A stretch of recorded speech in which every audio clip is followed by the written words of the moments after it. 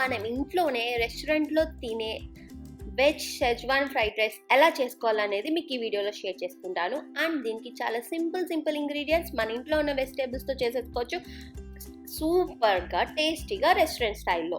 దీనికి కావాల్సినవి ఏంటంటే క్యాప్సికమ్, బీన్స్, మిర్చి, క్యారెట్ ఇవన్నీ చాలా ఫైన్గా చాప్ చేసుకుంటే చాలా క్విక్గా అయిపోతుంది ఈ రెసిపీ. అండ్ ఒక ప్యాన్ తీసుకోండి, దానిలో కొంచెం ఆయిల్ తీసుకోండి, ఒక 3-4 స్పూన్స్ సరిపోతుంది అనమాట. తర్వాత కొంచెం జీరా యాడ్ చేసుకోండి మీకు నచ్చితే, నాకు చాలా ఇష్టం జీరా యాడ్ చేసుకుంటే. తర్వాత క్యారెట్ అండ్ బీన్స్ నేను ఫస్ట్ తీసుకుంటున్నాను, ఎందుకంటే నాకు కొంచెం బీన్స్ అండ్ క్యారెట్ మంచిగా కుక్ అవ్వాలన్నమాట.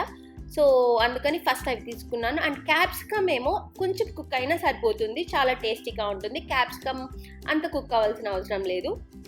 తర్వాత దీనిలో పించ్ ఆఫ్ సాల్ట్ తీసుకోవాలి, అంతకన్నా అసలు ఎక్కువ తీసుకోకూడదు. జస్ట్ ఈ వెజిటేబుల్స్ కోసమే నేను పించ్ ఆఫ్ సాల్ట్ తీసుకున్నాను అనమాట. అండ్ ఇవి కొంచెం కుక్ అవ్వడానికి నేను లిడ్ పెట్టుకున్నాను. సో లిడ్ పెట్టుకుంటే చాలా క్విక్గా కుక్ అయిపోతాయి కదా. సో వెజిటేబుల్స్ అన్నీ బాగా కుక్ అయిపోయాయి. ఇవన్నీ కుక్ అయిన తర్వాత నేను మిర్చి వేసుకున్నాను. సో మిర్చి నాకు ఎక్కువ కుక్ అవ్వాల్సిన అవసరం లేదు, అండ్ కుక్ అవ్వకపోయినా చాలా టేస్టీగా ఉంటుంది. ఇది మన మ్యాజికల్ ఇంగ్రీడియంట్ అనమాట దీంట్లో, schezwan fried rice masala Ching's వాళ్ళది. ఇది చాలా టేస్టీగా ఉంటుంది. ఇది యాడ్ చేయడం వల్ల ఈ మసాలాకి ఎగ్జాక్ట్ రెస్టారెంట్ స్టైల్లో, లేకపోతే మనం డాబా మీద తింటాం కదా అలాంటి స్టైల్లో వస్తుంది.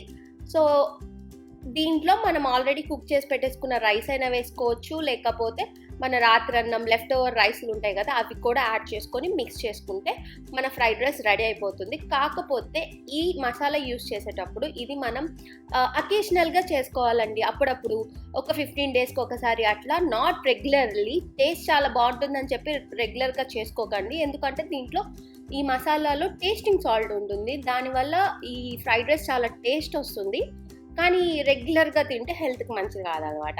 సో ఇంకా ఈ ఫ్రైడ్ రైస్ని మీరు కూడా చేసేసుకొని ఎంజాయ్ చేసేసేయండి.